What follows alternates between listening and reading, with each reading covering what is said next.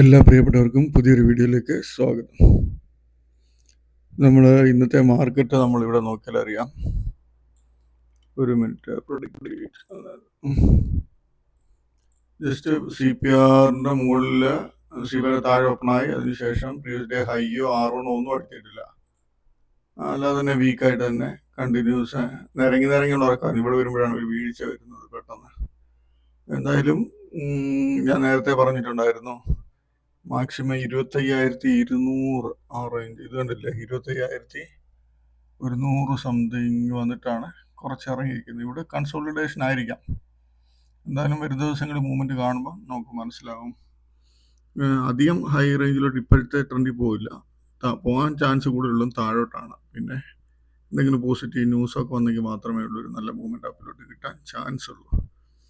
Okay, അപ്പോൾ നമ്മൾ കഴിഞ്ഞ ദിവസം ഇപ്പോൾ ബാങ്ക് നിഫ്റ്റി ആണെങ്കിൽ ബാങ്ക് നിഫ്റ്റിയിലും അതുപോലെ തന്നെ ബാങ്ക് നിഫ്റ്റി ഇച്ചിരി പ്ലസ്സിലാണ്. എപ്പോഴും ബാങ്ക് നിഫ്റ്റിയും ഓപ്പോസിറ്റ് ഡയറക്ഷൻ നിൽക്കുകയാണെങ്കിൽ അതിൻ്റെ അടുത്ത ദിവസം ഹെവി മൂവ്മെൻ്റ് ആയിരിക്കും. അത് നിങ്ങൾ ശ്രദ്ധിച്ചോണം.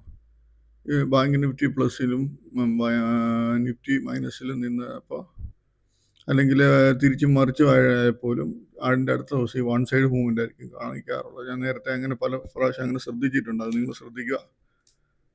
ചിലപ്പോൾ താഴോട്ടായിരിക്കാം നല്ലൊരു മൂവ്മെൻറ്റ്. നാളത്തെ മാർക്കറ്റിൻ്റെ സിറ്റുവേഷൻ അനുസരിച്ച് നിങ്ങളുടെ ഇഷ്ടത്തിന് നോക്കുക, ഓപ്ഷൻസിൽ ചെയ്യുന്നവരൊക്കെ. അപ്പോൾ ഞാൻ കഴിഞ്ഞ ദിവസം തന്നിരുന്ന ഷെയറുകളാണ് ഈ കാണുന്ന ഷെയറുകളല്ല. ഇതിനകത്തെല്ലാം നല്ല ഹെവി ഓപ്പർച്യൂണിറ്റിയാണ് നമുക്ക് കിട്ടിയത്. നല്ല ഓപ്പർച്യൂണിറ്റി. ഇപ്പം ന്യൂക്ലിയസ് എടുക്കുകയാണെങ്കിൽ പോലും ന്യൂക്ലിയസ് പ്രീവിയസ് R1 മുകളിലപ്പോൾ നേരെ R2 പോയി ഇവിടെ കട്ടായി 1309 നമുക്ക് 1281 30 രൂപയ്ക്ക് അടുത്ത് പ്രോഫിറ്റ് കാണിക്കുന്നുണ്ട്. പിന്നെ പ്രൊഡിക്റ്റീവ് ചാനൽ വെച്ച് നോക്കുകയാണെങ്കിൽ ഇത് നല്ല കൃത്യം ഒരു എൻട്രിയാണ് ഇവിടെ കിട്ടുന്നത്. ഇവിടുന്ന് 1348 നമുക്ക് 1290 ഒരു 50 രൂപയ്ക്ക് അടുത്ത് പ്രോഫിറ്റ് കിട്ടുന്നുണ്ട്. ഇത് നോക്കി ചെയ്യുന്നവർക്ക് പ്രൊഡിക്റ്റീവ് ചാനൽ എന്താണെന്ന് അറിയാവുന്നവർക്ക് നല്ല രീതിയിൽ ഇതിനകത്ത് ചെയ്യാൻ പറ്റും. അതിൻ്റെ വീഡിയോ നമ്മുടെ ഇതിനകത്ത് കിടപ്പുണ്ട്, നമ്മുടെ ചാനലിൽ കിടപ്പുണ്ട്. അപ്പോൾ അത് നോക്കി പഠിക്കാൻ ശ്രമിക്കുക. ഇതിലാണെങ്കിൽ കൊച്ചിൻ ഷിപ്പ്യാർഡ് ആണെങ്കിൽ നോക്കി എന്നോ മൂവ്മെൻറ്റാണ് തന്നേന്ന് നോക്കി. ഓപ്പൺ വന്നിട്ട് പ്രീവിയസ് ഡേ ഹൈയുടെ നല്ല മുകളിൽ കയറി കുറച്ചായിട്ടോ നേരെ കയറി R1 കയറി R2 പോയില്ല.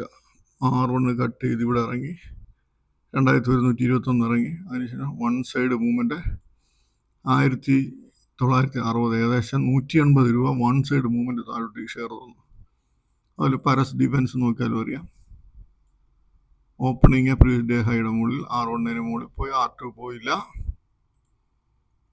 പ്രൊഡിക്റ്റീവ് ചാനൽ ഓഫ് ചെയ്താലേ കൃത്യമായിട്ട് മനസ്സിലാകത്തുള്ളൂ. അത് R1 താഴോട്ടിറങ്ങി നമ്മളിവിടെ എൻട്രി ചെയ്ത് 903 എൻട്രി എടുത്ത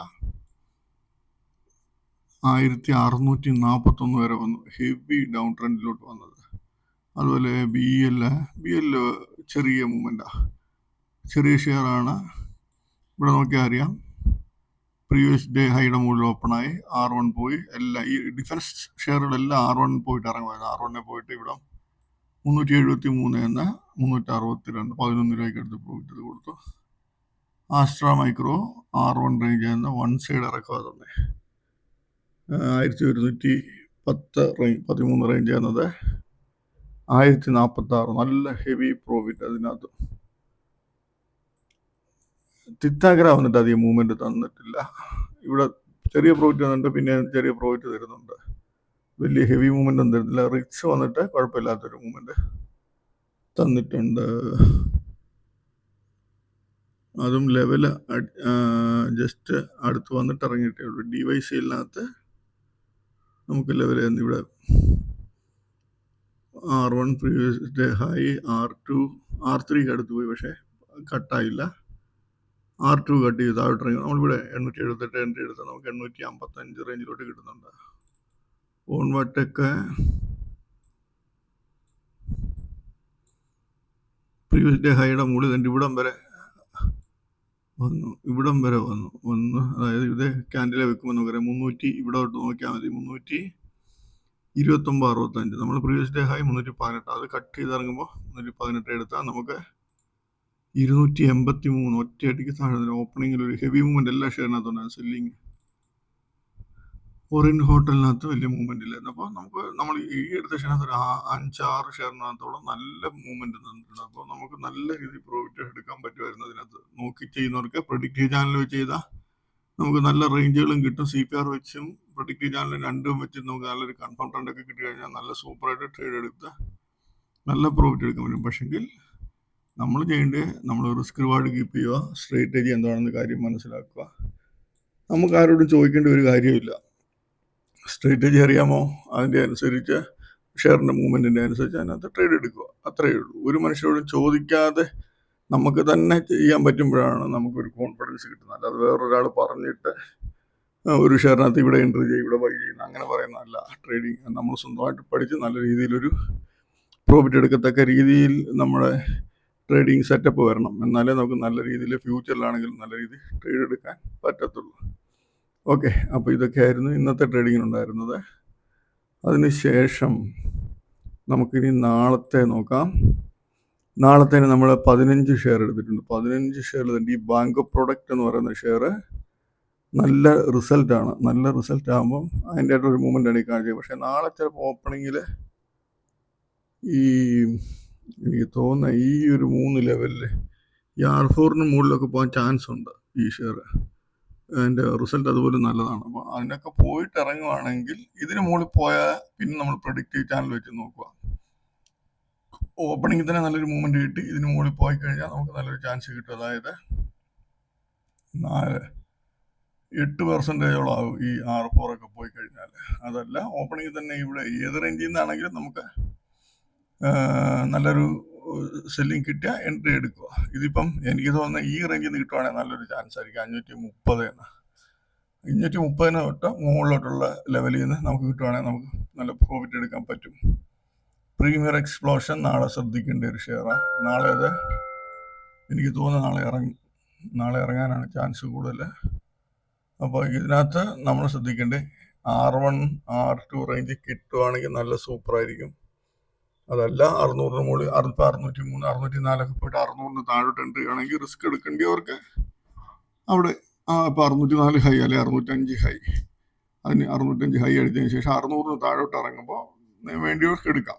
അപ്പോൾ അവിടെ ലെവലൊന്നും അല്ലാതെ തന്നെ എടുക്കാൻ പറ്റും. അതല്ല ജസ്റ്റ് 600 605 പോയിട്ട് 590 വരുവാണെങ്കിൽ 590 താഴോട്ട് ഇടാണെങ്കിൽ നമ്മളൊന്ന് വെയിറ്റ് ചെയ്യണം. ഇപ്പോൾ 605 പോയിട്ട് 590 വരുവാണെങ്കിൽ ഒരു ബൗൺസ് ഇവിടുന്ന് കിട്ടും. അത് 590 95. ആ ബൗൺസിൻ്റെ സ്ട്രെങ്ത് ഇല്ലാന്ന് കണ്ടു കഴിഞ്ഞാൽ ഈസി ആയിട്ട് അവിടെ എൻട്രി എടുക്കാം.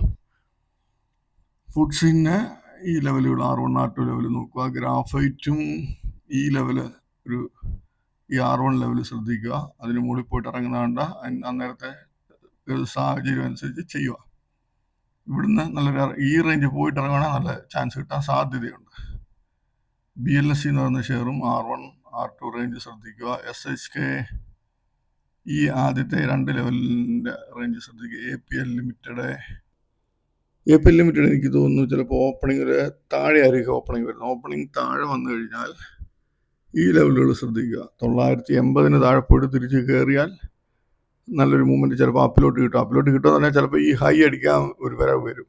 അത് ശ്രദ്ധിക്കുക. അപ്പോൾ ഓപ്പണിംഗ് താഴെയാണെങ്കിൽ അങ്ങനെ ബൈയിങ് ശ്രദ്ധിക്കുക. അതല്ല ഹൈ ആണെങ്കിൽ ഈ ഹൈ R1 റേഞ്ച് എന്ന സെല്ലിങ്ങിന് നോക്കുക. KPL-ഉം 510 R1 R2 റേഞ്ച്. അതല്ലെങ്കിൽ വീക്കായിട്ടാണ് ഓപ്പണിംഗ് എങ്കിൽ 500 മുകളിൽ പോയിട്ട് ഈ പ്രീവിയസ് ഡേ ഹൈ ക്ലോസ് ചെയ്തല്ല പ്രീവിയസ് ഡേ ഹൈയുടെ താഴോട്ട് വരുമ്പോൾ എൻട്രി നോക്കുക. ന്യൂക്ലിയസിൻ്റെ റിസൾട്ട് നല്ലതാണ്. അപ്പോൾ ഇതിനകത്ത് മൂവ്മെൻറ്റ് ഇനിയും ബാക്കിയുണ്ടെന്നാണ് എനിക്ക് തോന്നുന്നത് കണ്ടിട്ട്. പക്ഷേ ലെവലുകൾ ഓപ്പണിംഗ് തന്നെ കിട്ടുവാണെങ്കിൽ നമുക്ക് ചാൻസ് എടുക്കാം. മൊറാൽ ഓവർസീസും അതുപോലെ ഹെഗ് എനിക്കൊന്ന് റിസൾട്ട് വരും. Market time വന്നോന്നറിയില്ല. മാർക്കറ്റ് ടൈമിൽ അല്ല വന്നെങ്കിൽ നാളെ ചിലപ്പോൾ നല്ല റിസൾട്ടാണ്. ഹൈയിൽ പോയി ഒക്കെ നോക്കി ലെവലുകൾ പോയി നോക്കുക. ആരതി ഫാർമ